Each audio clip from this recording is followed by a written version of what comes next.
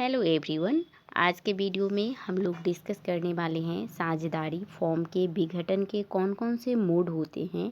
That means कि साझेदारी form का जब विघटन होता है तो वह किन किन परिस्थितियों में होता है। आज के वीडियो में हम लोग इस टॉपिक को डिस्कस करेंगे। और प्रीवियस वीडियो में मैंने आप लोगों के साथ डिस्कस किया था कि साझेदारी का विघटन किन किन परिस्थितियों में होता है।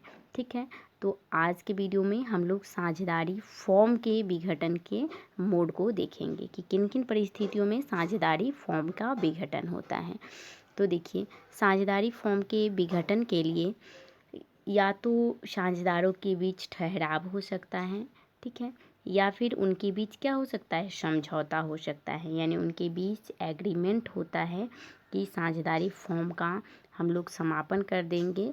ठीक है, तो साझेदारी फॉर्म का समापन हो जाता है।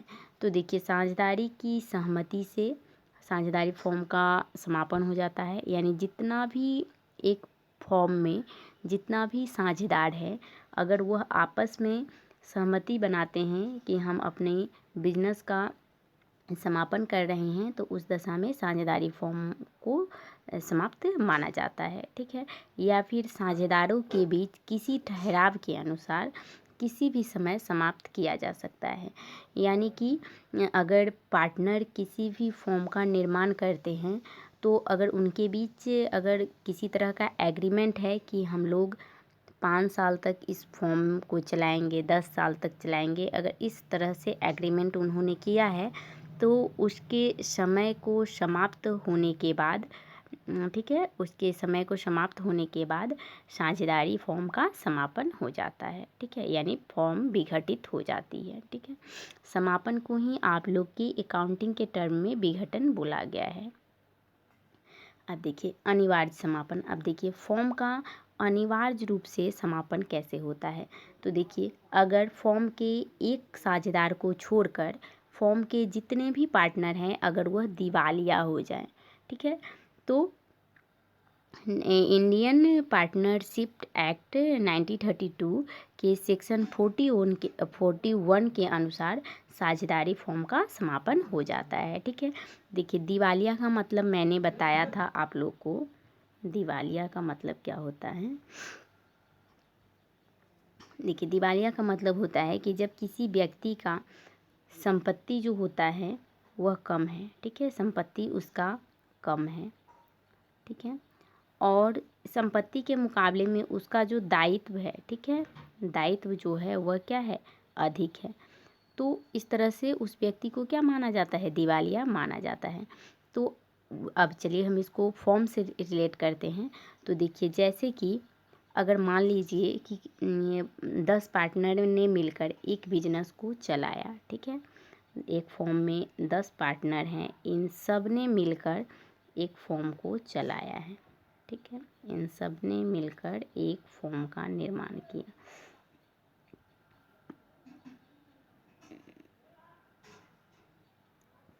तो इस तरह से अगर 10 पार्टनर है एक फॉर्म में और इन सब ने मिलकर एक फॉर्म का निर्माण किया। ठीक है, और फॉर्म में जो इसमें मान लीजिए कि 5 पार्टनर है। ठीक है, तो अब यह जो 4 पार्टनर हैं, इनके पास जो इनके ऊपर जो कर्ज है वह अधिक हो गया और उनके कर्ज के अनुसार उनके पास एसेट्स नहीं हैं जिन्हें वह चुका सकते हैं। तो इस तरह से यह चारों पार्टनर को क्या माना जाएगा, इंसॉल्वेंट माना जाएगा। ठीक है, यानी कि दिवालिया माना जाएगा। और एक पार्टनर फॉर्म में है जिनके पास एसेट्स है और दायित्व भी है।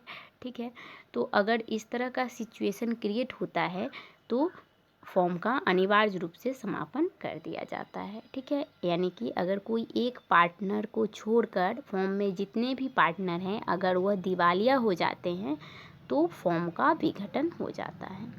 उसके बाद है कि जब किसी भी घटना के घटित होने पर फॉर्म को चलाना क्या हो जाता है, अवैधानिक हो जाता है।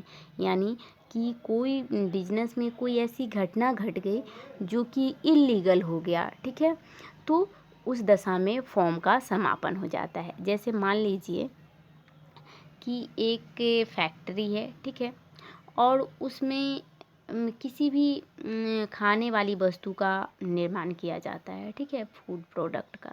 ठीक है, और इसमें इस तरह से कोई घटना घटित हो गई जो कि सरकार इसको इलीगल बता रही है कि इसमें जो इस कारखाने में जो भी खाने की वस्तु बनती है कहीं ना कहीं उसका असर स्वास्थ्य पे बुरा होता है।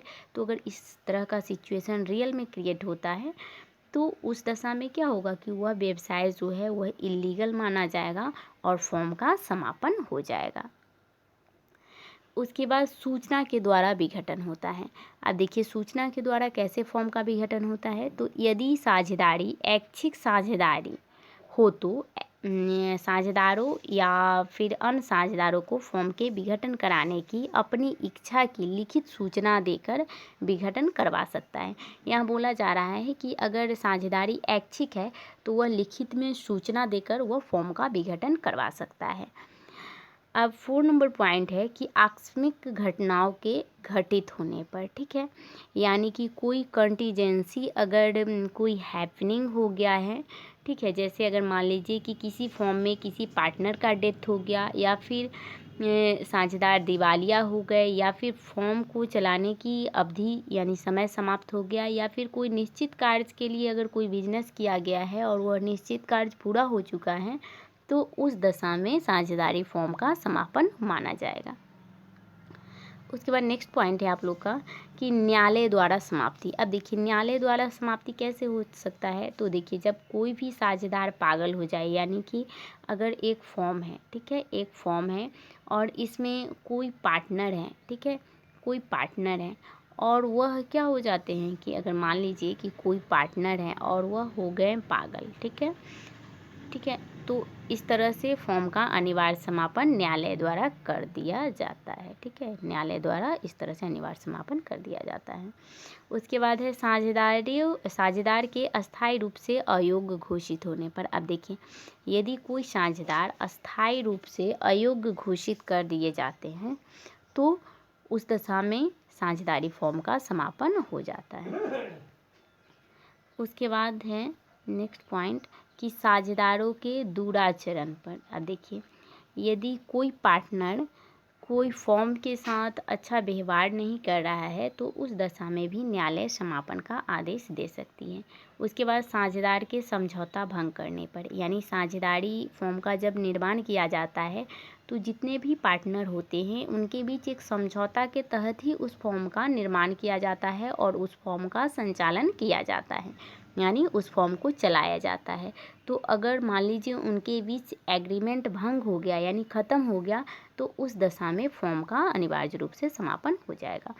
उसके बाद है किसी साझेदार के भाग का हस्तांतरण होने पर, यानी कोई भी पार्टनर है अगर वह अपने शेयर को ट्रांसफ़र कर रहे हैं दूसरे पार्टनर को तो इस दशा में भी साझेदारी फॉर्म का विघटन हो जाएगा।